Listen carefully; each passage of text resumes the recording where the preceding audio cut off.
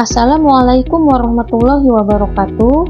Perkenalkan, saya Pipi Sofia. Di sini saya akan memaparkan tugas yang telah saya buat, yaitu tentang analisis transisi PPN 12%, dampak dan tantangan konsumsi rumah tangga tahun 2025 dengan dosen pengampu Ibu Febrian Mulyani SEMM. Latar belakang. Amanat Undang-Undang Harmoni Peraturan Perpajakan Nomor 7 Tahun 2021.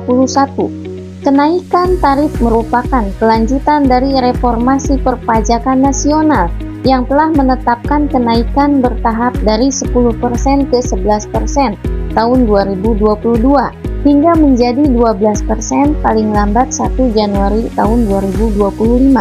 Penguatan ruang fiskal negara bertujuan meningkatkan tax ratio guna mendanai kebutuhan pembangunan infrastruktur, pendidikan, dan kesehatan yang terus meningkat. Kemandirian anggaran, upaya mengurangi ketergantungan pemerintah terhadap utang luar negeri dengan memperkuat tulang punggung pendapatan domestik melalui sektor pajak. Tantangan konsumsi rumah tangga tahun 2025. Perlambatan pertumbuhan konsumsi. Data awal 2025 menunjukkan pertumbuhan konsumsi rumah tangga melambat menjadi sekitar 4,89%, level terendah sejak akhir tahun 2021. Tekanan pada kelas menengah. Kelompok ini paling berdampak karena tidak menerima bantuan sosial, namun harus menghadapi kenaikan harga barang non-pokok secara sistemik. Inflasi biaya. Pelaku usaha cenderung membebankan kenaikan pajak ke harga jual konsumen akhir yang memicu kenaikan inflasi pada awal tahun. Risiko down trading. Masyarakat mulai beralih ke barang yang lebih murah atau mengurangi belanja tersier seperti gaya hidup dan elektronik demi menjaga stabilitas pengeluaran bulanan. Dampak makro. Pelemahan konsumsi rumah tangga yang menyumbang lebih dari 50% PDB berisiko menghambat target pertumbuhan ekonomi nasional di angka 8%. Gambaran umum yang menjadi landasan hukum yaitu sesuai dengan Undang-Undang Nomor 7 Tahun 2021 tentang harmonisasi peraturan perpajakan yang menetapkan kenaikan tarif secara bertahap. Tujuan utama meningkatkan tax ratio dan mengurangi ketergantungan pada utang negara untuk membiayai belanja APBN tahun 2025 yang diproyeksikan meningkat. Penerapan selektif.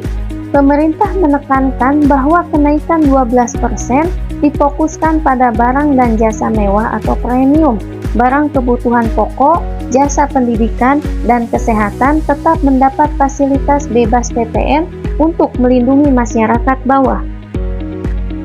Masalah pendukung. 1. Kebutuhan mendesak untuk meningkatkan penerimaan negara. Rasio pajak Indonesia secara historis berada di kisaran 10-11% terhadap PDB, relatif rendah dibandingkan dengan rata-rata negara ASEAN sekitar 14%. Peningkatan PPN adalah cara cepat dan signifikan untuk mendongkrak angka ini. 2. Pembiayaan belanja negara.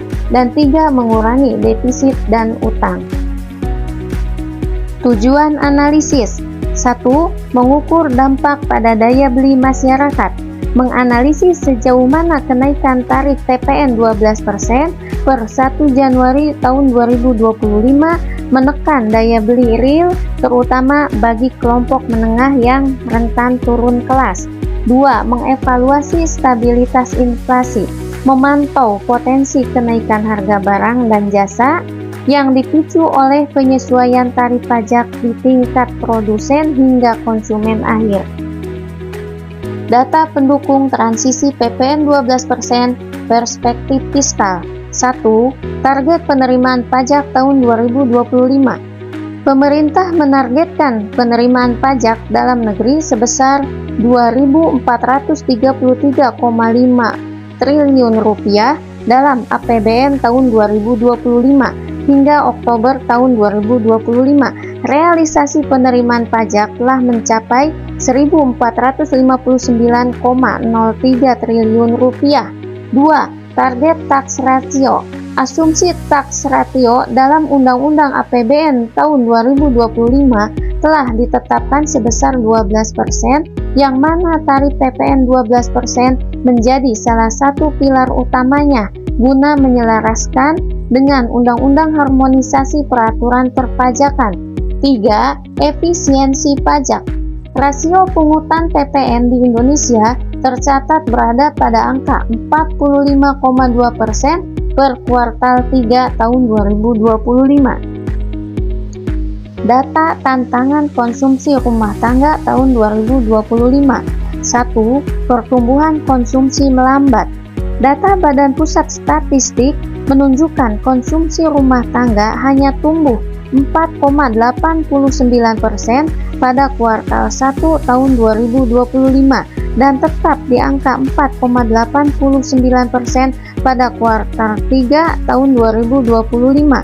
Angka ini merupakan salah satu yang terendah sejak akhir tahun 2021. 2. Proyeksi inflasi.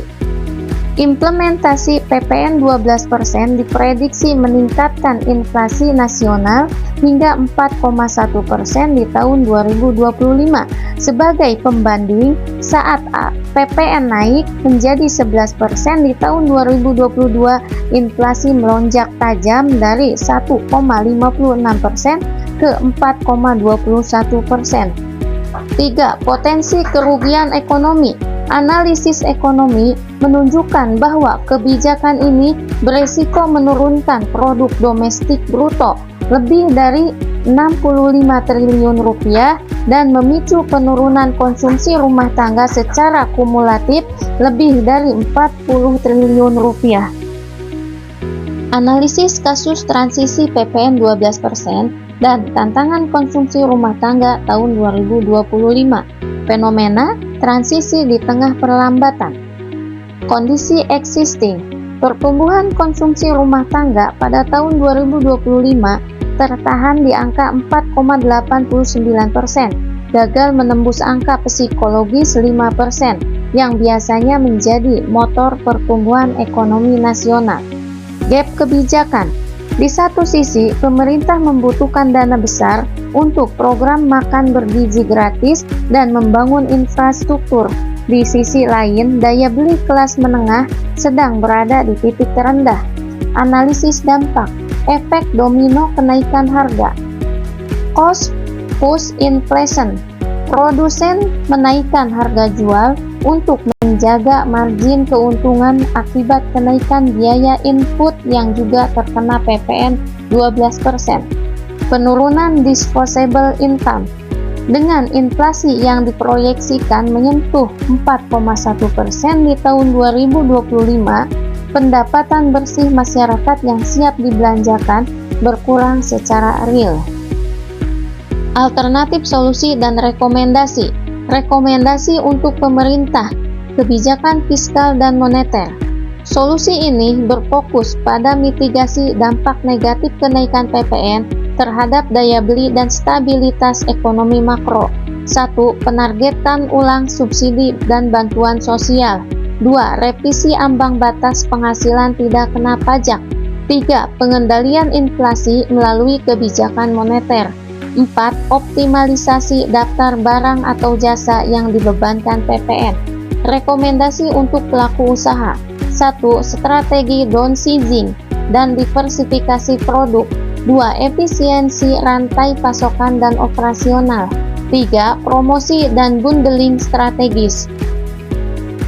Dari paparan materi tersebut, dapat disimpulkan bahwa 1. Dilema kebijakan fiskal. Transisi PPN menjadi 12% pada 1 Januari tahun 2025 merupakan langkah strategis pemerintah untuk memperkuat fondasi anggaran APBN tahun 2025 dan meningkatkan tax ratio. 2. Tekanan nyata pada daya beli. Kenaikan tarif ini memicu kenaikan harga barang dan jasa secara sistemik. Dampak paling signifikan dirasakan oleh kelompok kelas menengah yang harus menanggung kenaikan biaya hidup tanpa proteksi bantuan sosial yang memadai. sehingga memicu fenomena downtrading. 3. Ancaman terhadap target pertumbuhan ekonomi. Konsumsi rumah tangga menyumbang lebih dari 50% PDB nasional. Pelemahan daya beli akibat PPN 12% beresiko menghambat pencapaian target pertumbuhan ekonomi tahun 2025 yang dipatok pemerintah pada angka 5,2% hingga 8%. 4. Efektivitas mitigasi sebagai kunci. Keberhasilan transisi ini sangat bergantung pada ketepatan pemerintah dalam mengelola kebijakan kompensasi. Kenaikan pajak harus dibarengi dengan penebalan bantuan sosial bagi masyarakat rentan dan insentif fiskal. Itulah yang dapat saya sampaikan. Terima kasih atas perhatiannya. Wassalamualaikum warahmatullahi wabarakatuh.